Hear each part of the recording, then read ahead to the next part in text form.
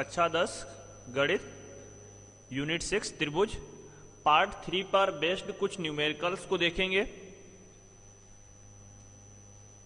तो जैसा कि यहां पर समरूपता व सर्वांग समता के नियमों पर बेस्ड कुछ प्रश्न, त्रिभुज में समरूपता और सर्वांग समता के नियमों को हम लोगों ने ऑलरेडी पढ़ रखा है।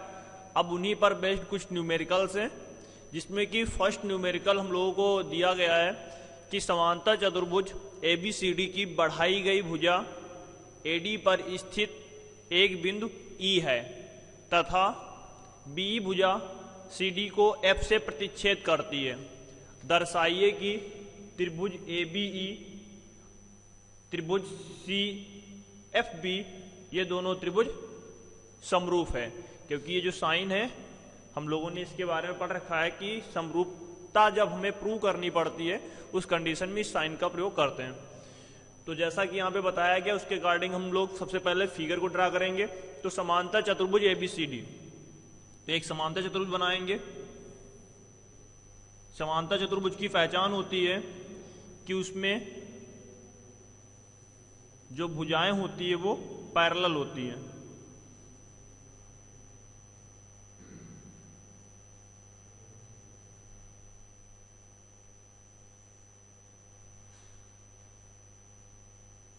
तो इस प्रकार से हम लोगों ने एक समांतर चतुर्भुज ABCD बनाया, A B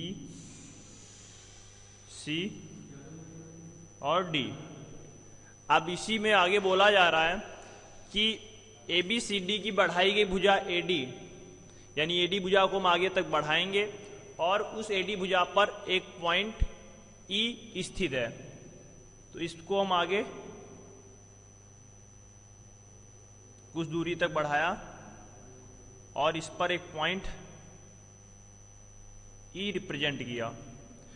अब इसके आगे बोला गया तथा BE भुजा CD को F से प्रतिच्छेद करती है। तो BE यानी B को E से मिला देंगे। B को E से मिलाने के बाद बोला गया है कि जो BE भुजा है CD भुजा को F पर प्रतिच्छेद करती है। तो ये पॉइंट यहां पर एक F ये दिया गया है। अब इसके आगे बोला गया है कि इस प्रकार से जो स्ट्रक्चर बनता है, जो संरचना हमें दिखाई देती है कि जो समांतर चतुर्भुज और उसमें AD भुजा को E तक बढ़ाया गया और B को E से मिलाने के बाद BE भुजा CD को F बिंदु पर प्रतिच्छेद करती है। तो इस प्रकार से निर्मित हमें जो त्रिभुज दो प्राप्त हुए, वैसे तो इसमें एक त्रिभुज ABE और दूसरा त्रिभुज CFB, इन दोनों में रिलेशन को प्रूव करने के लिए बोला गया है कि दोनों जो त्रिभुज है ये समरूप होंगे। तो ABE, तो जो ये फर्स्ट त्रिभुज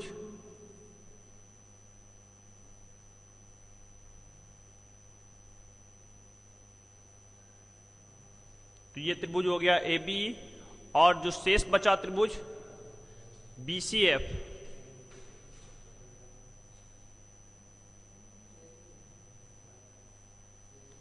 तो ये जो त्रिभुज BCF है ये दोनों समरूप हैं।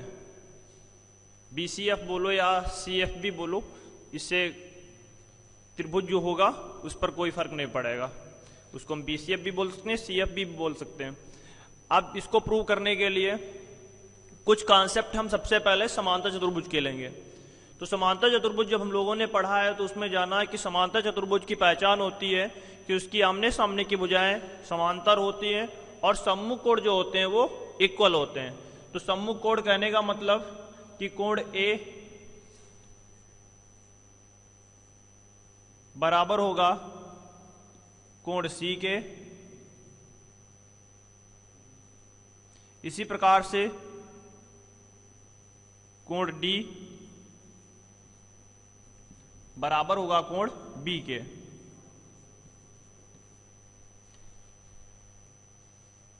अब इसी में हम दो त्रिभुज ABE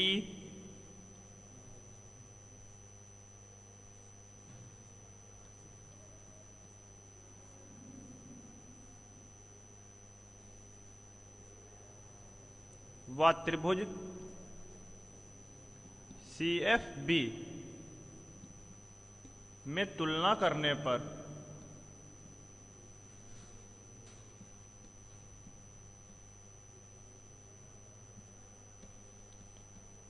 तो जब दोनों त्रिभुज AB और CFB में हम कंपेयर करेंगे तो कंपेयर करने पर हम लिखेंगे इसमें कि कोण A, या फिर इसको हम लिखेंगे EAB, कोण EAB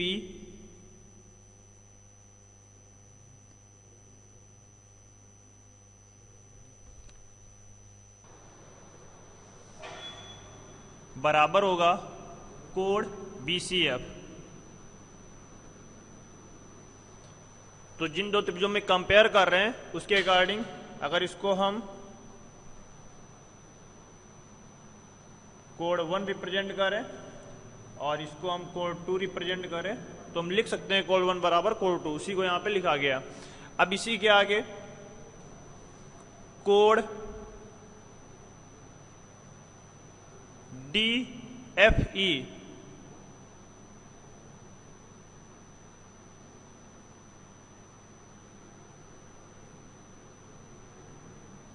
कोण DFE इज इक्वल टू कोण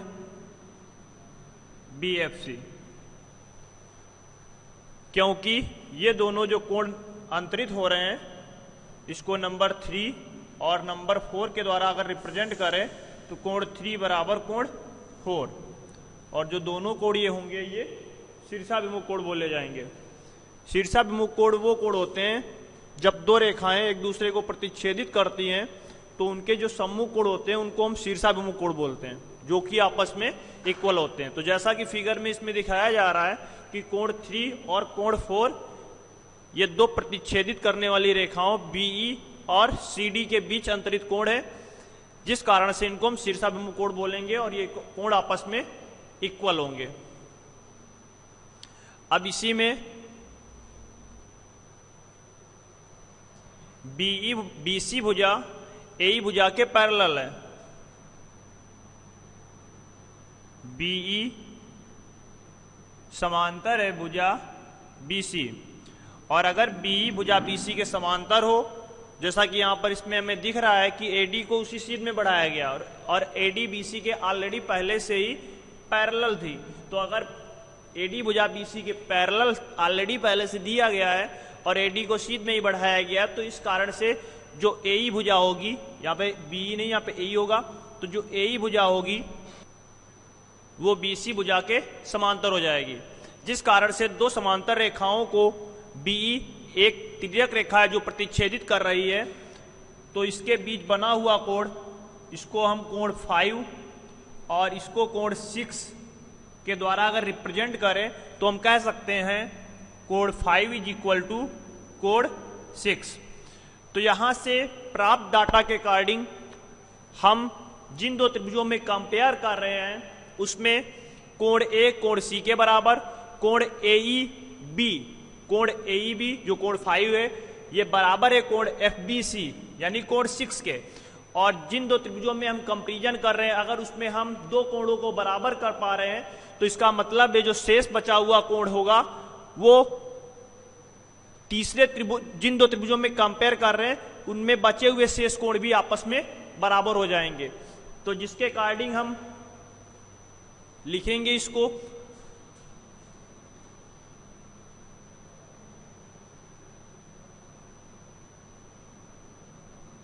समांतर चतुर्भुज ABCD बढ़ाई गई भुजा AE और B को E से मिलाने पर CD को F पर प्रतिच्छेदित करने वाला पॉइंट F, तो इसके अकॉर्डिंग प्राप्त कोण 1, 2 इसको 3, 4, तो जिन दो त्रिभुजों में कंपेयर कर रहे हैं त्रिभुज ABE व त्रिभुज BFC में कोण 1 बराबर कोण 2, कोण 3 बराबर कोण 4, रीजन में हम लिख देंगे इसमें कि समांतर चतुर्भुज के आमने सामने के जो कोण होते हैं वो इक्वल होते हैं, और इसके रीजन में हम यहाँ पे लिखेंगे कि समांतर रेखाओं को अगर कोई तिर्यक रेखा काटती है तो उनके द्वारा बनाए गए कोण एकांतर कोण इक्वल होते हैं। तो यहाँ पर एकांतर कोण लिख देंगे इस पॉइंट में, और इस पॉइंट में हम लिख देंगे समांतर चतुर्भुज के सम्मुख कोण जो कि इक्वल होंगे। तो शेष बचे कोण, यानी अगर इसको हम 5 रिप्रेजेंट करें, इसको 6 रिप्रेजेंट करें, तो कोण 5 ऑलरेडी इक्वल होगा कोण 6 के, जिसके अकॉर्डिंग समरूपता की कसौटी से एंगल के थ्रू हम कह सकते हैं कि त्रिभुज ABE समरूप होगा त्रिभुज BFC के। हमें इसी पॉइंट को प्रूव करना था। आगे हम नेक्स्ट क्वेश्चन को देखते हैं। तो नेक्स्ट क्वेश्चन में बोला गया है, नीचे दिए गए चित्र में AB बराबर AC वाले एक समद्विबाहु त्रिभुज ABC की बढ़ाई गई भुजा CD पर स्थित बिंदु E है। यदि AD लंब BC हो और EF लंब AC हो तो प्रूव कीजिए कि त्रिभुज ABD समरूप है त्रिभुज CEF के। तो सबसे पहले इसमें लिखेंगे त्रिभुज ABC एक समद्विबाहु त्रिभुज है, जैसा कि इसमें बोला गया है। तो त्रिभुज ABC एक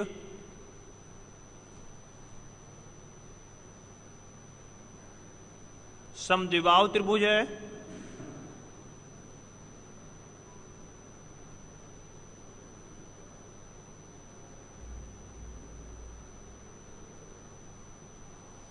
तो इस दिए गए डाटा के अकॉर्डिंग हम लिख सकते हैं, इसलिए जो AB होगा वो बराबर हो जाएगा AC के, और अगर AB AC के बराबर है उसी के अकॉर्डिंग हम इसको लिख सकते हैं कि कोण ABD इज इक्वल टू कोण ECF। जो कोण ABD होगा ये बराबर होगा कोण ECF के, ये दोनों कोण इक्वल हो जाएंगे। अब इसी में आगे हम अब कंपेयर करेंगे जिन दो त्रिभुजों को हमें समरूप सिद्ध करना है। तो त्रिभुज ABD व त्रिभुज ECF में, तो इन दोनों त्रिभुजों में कंपेयर करने पर सबसे पहला पॉइंट इसमें हम लिखेंगे कि जो एंगल है कोण ADB,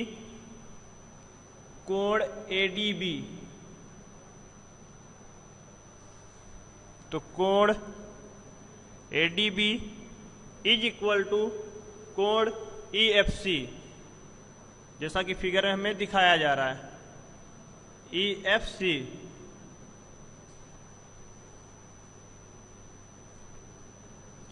और ये दोनों जो कोण होंगे वो 90 डिग्री के होंगे, क्योंकि इसमें ऑलरेडी बोला गया AB परपेंडिकुलर है भुजा BC पर और EF भी परपेंडिकुलर है भुजा AC पर, जिसके अकॉर्डिंग कोण ADB इज इक्वल टू कोण EFC इज इक्वल टू, इसको हम लिख सकते हैं 90 डिग्री।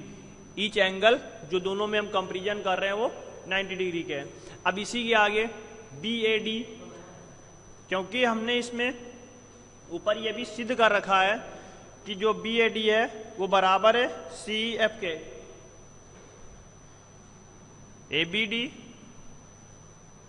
कोण ABD बराबर कोण ECF और कोण ABD कोण ADB is equal to EFC। तो यहां से अगर हम जिन दो त्रिभुजों में कंपेयर कर रहे हैं उसमें अगर हम दो पॉइंट्स एंगल के इक्वल प्रूव कर चुके हैं तो जो शेष बचे एंगल होंगे वो भी इक्वल हो जाएंगे, जिसके अकॉर्डिंग हम कह सकते हैं कि समरूपता की कसौटी से जो ये दोनों त्रिभुज है जिनमें हम कंपेयर कर रहे हैं वो समरूप कहे जाएंगे, क्योंकि जिन दो त्रिभुजों में कंपैरिजन किया जा रहा है उसमें ईच एंगल इक्वल हमने प्रूव कर दिया है कि कोण ADB बराबर है कोण EFC के प्रत्येक 90 डिग्री, क्योंकि ये थ्योरी में ही क्वेश्चन में दिया गया है कि AD परपेंडिकुलर है भुजा BC पर और EF परपेंडिकुलर है भुजा AC पर। दूसरा इसमें हमने ABD उसको हमने इक्वल किया है कोण ECF के, क्योंकि ये ABC एक समद्विबाहु त्रिभुज बोला गया है और समद्विबाहु त्रिभुज में जो भुजा AB होगी वो AC के बराबर हो जाएगी, जिसके अकॉर्डिंग इसको हम लिख सकते हैं। तो जो शेष बचा कोण होगा इसमें वो भी इक्वल हो जाएगा। अतः त्रिभुज ABD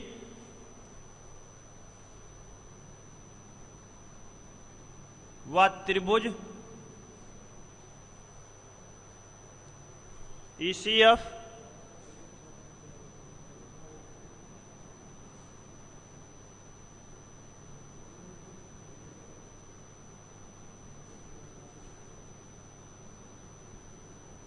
समरूपता की कसौटी से एंगल जो इनके जिनमें हम कंपैरिजन कर रहे हैं वो इक्वल हो चुके हैं, इसलिए दोनों त्रिभुज समरूप कहलाएंगे।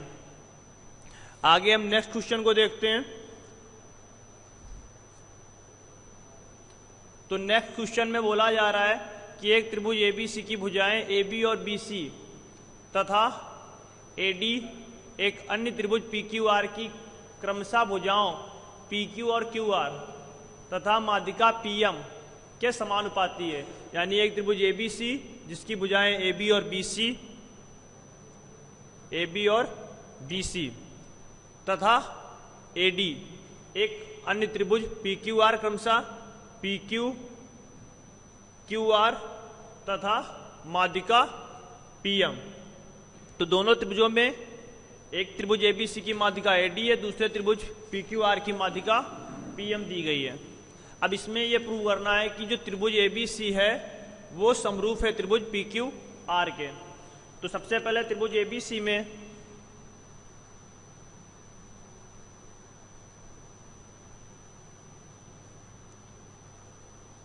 AD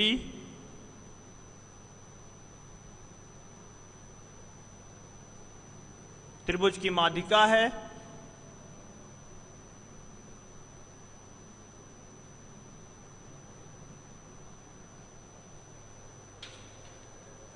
अतः इसको हम लिख सकते हैं कि BD बराबर BC बटा 2। इसी प्रकार से त्रिभुज PQR में PM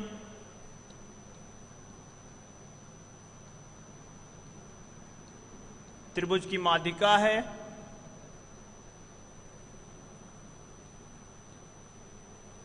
अतः हम यहां से लिख सकते हैं कि QM is equal to QR बटा 2। अब इसी के आगे हमें दिया गया है कि जो ये भुजाएं हैं माध्यिका के साथ समानुपाती है। तो दिए गए डाटा के अकॉर्डिंग हम लिखेंगे AB बटा PQ is equal to BC बटा QR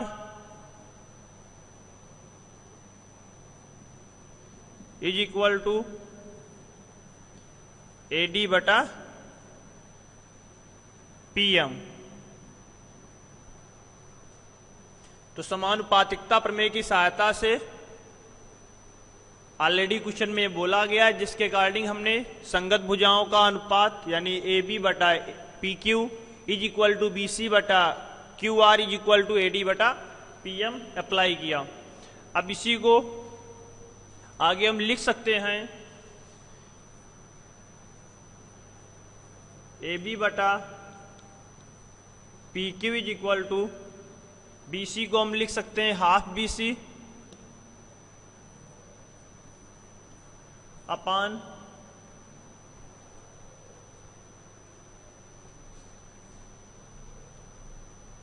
QR को हम लिख सकते हैं हाफ QR। दोनों पक्षों में अगर हम हाफ अंश और हर में करते हैं तो डाटा में चेंजेस नहीं होगा।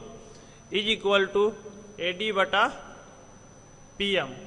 सॉल्व करेंगे तो सॉल्व करने पे इसको लिखा जा सकता है AB बटा PQ is equal to BD बटा QM is equal to AD बटा PM।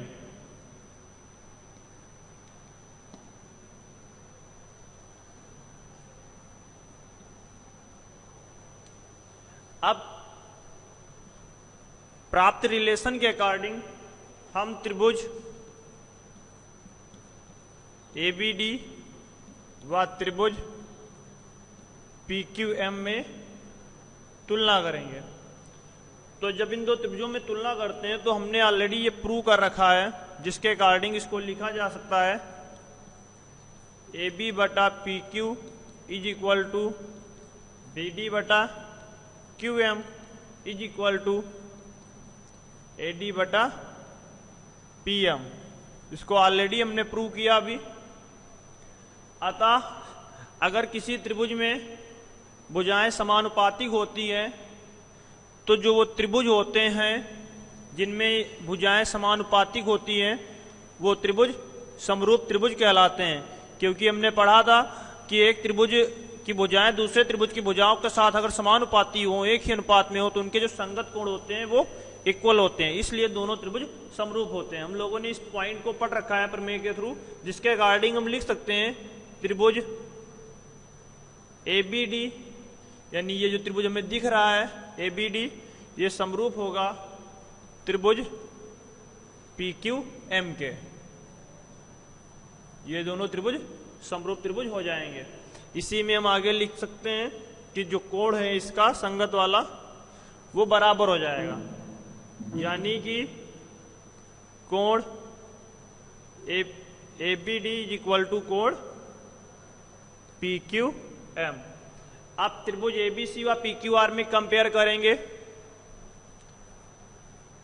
त्रिभुज एबीसी व त्रिभुज पीक्यूआर में कंपेयर करने पर तो हमने ऑलरेडी संगत कोण इक्वल, जिसके अकॉर्डिंग एबीडी बराबर कोण पीक्यूएम, इसको हमने ऑलरेडी ये प्रूव कर रखा है। और साथ में अब अगर ये एंगल संगत कोण बराबर है तो उनकी भुजाएं, जो कि ऊपर हम लोगों ने ऑलरेडी समानुपातिक प्रूव की थी, जिसके अकॉर्डिंग लिख सकते हैं कि ए बी बटा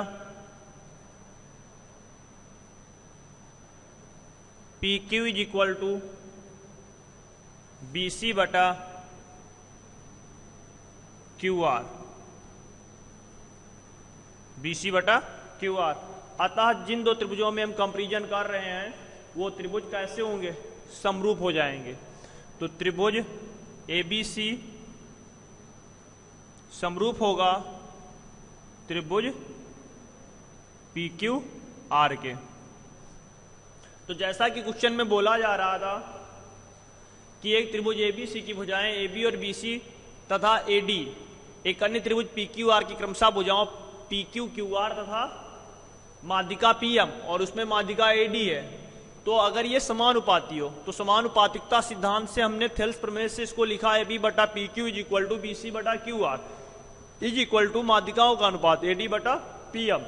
और अगर ये माध्यिका है तो माध्यिका के अकॉर्डिंग हमने रूल लगाया कि जो बीडी है वो बीसी को दो भागों में बराबर बराबर डिवाइड करेगी, तो बीडी हाफ बीसी की हो जाएगी और जो क्यूएम है वो हाफ क्यूआर के बराबर हो जाएगी। फिर इसी को हमने बीसी को हाफ बीसी लिखा और क्यूआर को हाफ क्यूआर लिखा। तो 1/2 बीसी बीडी के बराबर है, इसीलिए इसमें हमने 1/2 बीसी के स्थान पे बीडी यूज किया और 1/2 क्यूआर के स्थान पे क्यूएम यूज किया। फिर हमने त्रिभुज एबीडी व पीक्यूएम में कंपेयर की, जिसके अकॉर्डिंग हमने जो रिलेशन निकाला उस समानुपातिकता प्रमेय के अकॉर्डिंग हम लोगों ने प्रमेय पढ़ रखी थी कि ये दो त्रिभुजों में एक त्रिभुज की भुजाएं दूसरे त्रिभुज की भुजाओं के समानुपाती हो तो उस कंडीशन में उनके संगत कोण बराबर होते हैं। तो जिसके अकॉर्डिंग ये दोनों त्रिभुज समरूप हो जाएंगे और उनके संगत कोण इक्वल हो जाएंगे। इसके बाद संपूर्ण त्रिभुज एबीसी व संपूर्ण त्रिभुज पीक्यूआर में कंपैरिजन करने पर ऊपर प्रूव किए गए रिलेशन को अप्लाई किया, जिसके अकॉर्डिंग हम लोगों ने दोनों को समरूप सिद्ध किया। तो आज के इस लेक्चर में हम लोगों ने समरूप तथा सर्वांग समता के नियमों पर आधारित कुछ सवालों और उनके कुछ कॉन्सेप्ट को अप्लाई किया और प्रॉब्लम्स को सॉल्व की। आगे हम लोग इसी पर आधारित कुछ और नए नए प्रश्नों और प्रमेयों के द्वारा उनको सॉल्व करेंगे। धन्यवाद।